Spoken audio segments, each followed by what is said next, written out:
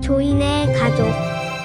반갑습니다. 카니발 타는 조인의 가족입니다. 오늘도 특별한 차량을 한번 모셔봤는데요. 제 차량은 2024년식 카니발 하이브리드이고 지금 보시는 차는 2026년식 카니발 하이브리드입니다. 이 차량은 제 지인의 차량인데 오랫동안 제 유튜브를 구독하고 많은 영상들을 시청하면서 옵션에 관한 것들을 많이 물어봤었어요. 액세서리도 그렇고요. 그래서 오늘 과연 제 지인은 어떤 등급과 옵션으로 선택했을지 한번 살펴보도록 하겠습니다. 7인승 하이브리드 X라인 등급의 차량입니다. 실제로 시그니처와 가격 비교를 한다고 해도 시그니처가 그렇게 큰 가격 차이를 보이지도 않아요. 그래서 X라인을 많이 선택하시는 것 같은데요. 이 차량은 제 차량입니다. 엠블럼이 검정색으로 다 바뀌어있죠. 이건 제가 내돈내산으로 다 바꾼 겁니다. 사이드라인에서 보는 특징 중 하나는 둘 다 사이드 스텝을 가지고 있습니다. 저도 사이드 스텝을 차량을 구매하면서 순정으로 선택해서 장착이 되어 있지만 저는 오히려 이거를 외부에 장착을 했으면 하는 마음이었는데 지인의 경우에는 셋째가 태어나면서 아무래도 시간적으로 좀 부족하다 보니까 사이드 스텝과 LED 테일게이트를 함께 주문하고 장착된 상태로 차량을 받을 수밖에 없었다고 해요. 필요 없지 않을까라는 생각도 해보긴 하지만 그래도 뭐 잘 쓰더라고요. 개인적인 생각으로는 외부에서 작업하는 게 훨씬 더 예쁘긴 합니다. 제가 저번 영상에서 보여드렸다시피 이 차량은 출고한 지가 열흘밖에 안 됐습니다. 말 그대로 신차예요, 신차. 내장 색상도 토프로 선택을 했고요. 아무래도 애가 셋이다 보면 물론 코튼 베이지를 선택하는 게 뭐 나쁜 선택이다 뭐 그런 것도 사실 전혀 없긴 한데요. 그래도 토프가 관리하는 데 있어서는 조금 더 이점이 있지 않을까라는 생각입니다. 네이비 그레이도 뭐 괜찮긴 했는데 조금 색깔이 도드라진다는 느낌이 없지 않아 있었고 코튼 베이지는 토프보다는 조금 더 밝은 느낌은 확실했거든요. 그래서 저도 토프를 많이 추천드리긴 했습니다. 제 지인의 차량은 컴포트 옵션이 없습니다. 그리고 사운드 옵션도 없어요. 스마트 커넥터 옵션도 없습니다. 사실 이런 옵션들이 필요하다고 느끼시는 분들도 있겠지만 저는 없어도 된다라고 생각하는 쪽이기도 합니다. 아이가 많은 집이라면 컴포트 옵션의 경우에는 다이나믹 케어 시트 이거 필요 없어요. 진짜 필요 없습니다. 뭐 에어컨 환경 기능을 조금 더 추가한 다양한 옵션들을 더 포함하고도 있기도 하겠지만 저는 솔직히 컴포트 옵션은 뺐으면 합니다. 아이가 많은 집이라면 정말 2열에 어른들이 정말 자주 앉는다, 의전용으로 활용할 수 있다, 또는 4인 가족 중심으로 움직인다 라고 하면, 그리고 또 4인 가족이 아이들이 어리지 않고 카시트를 활용하지 않을 정도의 연령이라면 적어도 바디케어 옵션을 넣으시길 바라고요. 그렇지 않다면 안 하셔도 괜찮을 것 같습니다. 딱 한눈에 보시기에도 아시겠지만 2026년형이랑 제 차량 24년형과 비교해서 이렇게 레버가 두 개 있는 타입, 또 레버가 하나로 되어 있는 타입이잖아요. 그래서 사용을 해보니까 확실히 레버 하나가 더 편하긴 합니다. 뭐 자주 사용하지 않다 보니까 부럽진 않았고요. 사실 정전식 핸들이 제일 팔걸이에 어떤 뭐 동작 스위치나 이런 것도 없기 때문에 오히려 더 심플하게 느껴지기도 합니다. 저는 오히려 이런 타입이었으면 그냥 알리에서 파는 커버 같은 거 하나 씌워두고 사용을 했을 것 같아요. 확실히 편하죠, 이렇게 쓰는 게. 컴포트가 없는 차량입니다. 다이나믹 시트가 없는 차량. 앞부분이 40cm, 27. 제 차량은 매트 기준으로 바디 케어가 있더라도 높이 차이는 거의 비슷한 편이긴 합니다. UVC 라이트가 없죠. 근데 이것도 사실 저는 그렇게 많이 사용하지는 않게 되더라고요. 그래도 이건 없어도 되는 또 기능이라고 생각이 또 듭니다. 그 2열에 컴포트 옵션이 없으면 혹시나 1열에서 이 안 마사지 기능이 빠질 거라 생각하시는데 1열에 앉았을 때 슬쩍슬쩍 눌러주는 이 안마 기능은 들어가 있습니다. 안마는 아니에요. 그냥 눌러준다는 기본으로 동작을 하는 건데 1시간 정도 주행을 하다 보면 자동으로 동작하기도 하고요. 수동으로 또 활용할 수도 있어요. 이거는 메모리 시트 저장 1, 2, 그 나머지는 전동 마사지 기능이라고 생각하시면 됩니다. 그리고 사운드 옵션도 뭐 지인도 그렇지만 정말 막귀거든요. 막귀인 사람들에게 실제로 크렐이나 지금은 보스 오디오로 바뀌었잖아요. 보스 사운드 시스템이 정말 압도적으로 좋다, 물론 좋겠죠. 뭐 이퀄라이징을 통해서 또는 뭐 다른 작업들을 통해서 조금 더 단단한 저음과 깨끗한 고음을 느낄 수는 있겠지만 그냥 일반의 음악을 들을 때 그렇게 큰 차이를 보이진 않거든요. 꽃이 피는 이 공간 조인의 가족 매일 축제야. 햇살처럼 빛나는 우리 집 이연이 먼저 달려가요. 작은 손에 꿈을 담아 아마 에이징을 잘 하시거나 아니면 또 다른 설정을 만지셔서 활용하신다면 모르겠지만 일반의 설정에서는 큰 차이를 느끼지 못해요. 제가 맞기라서 그렇습니다. 제 생각은 그렇습니다. 제가 그렇게 느꼈거든요. 그 사운드 옵션을 빼고 차라리 뒤에 있는 러기시트를 활용하는 게 훨씬 더 좋은 선택일 것이라는 생각이 또 들었습니다. 이게 저는 엄청난 강점이 있다고 생각을 해요. 그렇죠? 왜냐면 여기 신발도 넣을 수 있고, 저는 이제 공차하는 거 좋아하기 때문에 냄새나는 신발들은 여기다가 넣고 이렇게 찍찍이로 잡아주면 되거든요. 이거 굉장히 편합니다. 그리고 안쪽에 비상시에 활용할 수 있는 타이어 공기 주입기와 실라트까지 다 포함되어 있고요.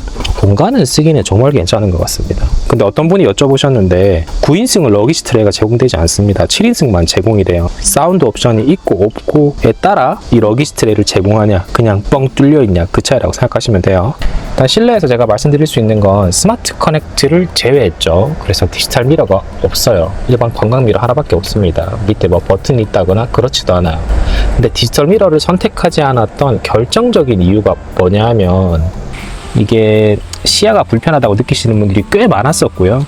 저는 사실 이게 익숙해지다 보니까 아이오닉 9을 운전하면서도 사이드 미러가 오히려 편하다는 느낌이었습니다. 근데 이게 실제로 우리가 일반적으로 생각하는 전자식 미러의 특징은 우천시나 야간에 정말 편해요. 그래서 이건 익숙해지는 시간만 가지시면 됩니다. 너무 두려워하지 않으셔도 돼요. 디지털 미러를 한번 시승하면서 봤었는데 그 지인은 그게 보는 게 조금 불편하게 느껴지더래요. 디지털 미러를 사용하면서 조금 그 AA 센터를 들어갔다 왔잖아요. 서비스 센터에. 그래서 그런 부분들 보고 아직은 좀 아닌 것 같다 라는 생각을 했다고 해요. 그래서 이걸 선택했고, 혹시나 훗날에 자기가 트렁크에 짐을 좀 많이 적재하고 후면을 보기에 조금 불편하다는 느낌이 들면 파인뷰에서 나오는 LX7이나 LX9 그 디지털 미러가 호환되는 블랙박스 타입으로 교체를 하고 싶다고 하더라고요. 저도 그거 사용하는 분을 보고 촬영도 해봤었거든요. 생각보다 너무 괜찮더라고요. 화질도 좋을 뿐만 아니라 각도 조절 이런 것들도 좀 용이한 편이었고 편하더라고요. 제 차량은 여기 보면 지문 인식이 있잖아요.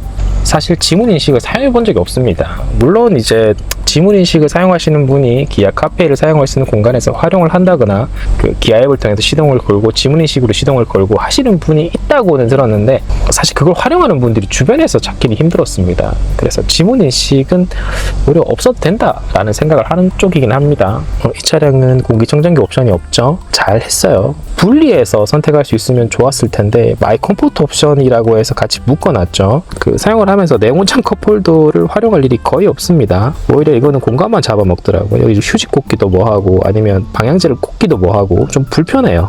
그래서 그게 분리되었더라면 저는 공기청정기 옵션만 선택하지 않았을까라는 생각도 해보게 되고요. 내군장 컵홀더를 선택하지 않으면 이렇게 중간 공간을 활용할 수 있죠. 몽카의 거치대를 여기에 거치해서 포터블 모니터를 이렇게 설치해서 활용할 수가 있어요. 이거 멋지지 않나요? 저는 천정형 모니터를 사용하고 있지만 제가 아는 지인들에게 천정형 TV를 설치해서 활용하라고 말하고 있지는 않습니다. 왜냐하면 물론 AS 기간이 종료되면 그 비용이 엄청 크더라고요. 그래서 그런 것보다는 오히려 좀 편하게 사용할 수 있는 포터블 모니터를 활용하는 게 더 좋지 않을까라고 추천을 많이 했었고요. 비전이 크니까 역시 케이블이 조금 걸리는 단점은 있어요. 그 제우스 랩이 좀 큰 편입니다. 요즘 크몬이 토프 색상에 맞는 좋은 가죽들의 조합으로 수납함이나 액세서리들을 진짜 많이 만들어내고 있는 것 같아요. 이 차량의 막내가 지금 태어난 지 100일이 안 됐어요. 그래서 2열에는 엄마와 막내가 앉고 첫째와 둘째는 이 뒷자리에 앉아 있습니다. 차 출고한 지가 얼마 안 돼서 제 주니어카 시트로 빨리 바꾸신다고 하네요. 제가 장착한 것들을 보면 항상 다 물어봤었거든요. 안 떨어지냐, 괜찮냐. 근데 아이칸의 스크래치 커버는 다 이렇게 해두었고요, 작업을. 그 다음에 도어 스텝 쪽에 여기도 스크래치 커버를 다 붙여놨네요. 코일 매트는 차 구매할 때 기아 영업사원이 해줬다고 해요. 사실 모든 것들이 제가 시킨 대로 샀다고 해도 과언이 아니에요. 크몬의 시트 커버도 다 똑같이 주문했죠. 이거는 근데 신차일 때 하는 게 제일 좋은 것 같아요. 콘솔 쿠션 커버도 크몬 거를 장착해서 쓰고 있고요. 저걸 했다는 뜻은 크몬의 손잡이까지 다 장착을 했다는 뜻이겠죠. 그리고 이거는 알리발 대시보드 커버라고 해요. 근데 생각보다 품질이 괜찮은데요. 요즘 싸고 저렴한 모델들이 좀 잘 나오는 편입니다. 많이 했어요, 작업도. 지금 출고한 지 얼마 되지 않았고 주행도 289km밖에 안 뛰었죠. 새 차입니다, 새 차. 크레이지 몬스터의 휴대폰 거치대를 사용하고 있고요. 사실 제가 지원을 좀 많이 받긴 하지만 지인들은 저한테 사실 부탁하는 경우가 거의 없었습니다. 저랑 친한 지인들은 그냥 알아서 다 구매를 하더라고요. 그래서 이번에는 뭐 사실 도와준 게 많이 없었습니다. 저기 2열에 보면 네그레스트 커버 있죠? 그건 제가 예전에 그냥 알리에서 몇 개 많이 사놓은 게 있어서 그냥 선물해서 줬었고, 요 지금 사용하고 있는 키 커버, 요것도 알리에서 산 게 있었거든요. 이거 선물해 줬었고, 그리고 마지막으로 요거 제가 선물해 줬습니다. 그게 다입니다. 지인분 차량도 사이드 커버를 붙여 드셨는데 괜찮긴 하죠. 이건 조금 두꺼운 타입인데요. 이건 약간 좀 풀커브 타입이거든요. 여기 보면 저기 상단 쪽까지 다 이어져 있거든요. 트렁크 하단 쪽도 커버리지도 이 상단까지 다 이어지네요. 이런 부분도 괜찮네요. 옆단까지도 저렇게 다 커버하고 있고, 구독자분의 삼각대가 나와 있거든요. 삼각대는 원래 이 안에 들어가 있어야 정석입니다. 넣어주겠습니다. 7인승이든 9인승이든 동일합니다. 2열의 에어컨 필터는 이쪽에 위치하고 있죠. 그래서 이거 그냥 내부 열고 빼내시고 교체하시고 그냥 커버만 닫아주시면 돼요. 흰색 커버나 뭐 검정색 커버를 씌우셔도 되긴 한데, 그런 게 좀 부담스럽다고 하시면 스크래치 커버가 훨씬 더 편한 선택이 될 수도 있어요. 그리고 상단 쪽에도 아이칸의 트렁크 스크래치 커버가 장착되어 있습니다. 영상 시청해주셔서 감사합니다. 다음에 또 좋은 영상으로 찾아뵙겠습니다. 고맙습니다.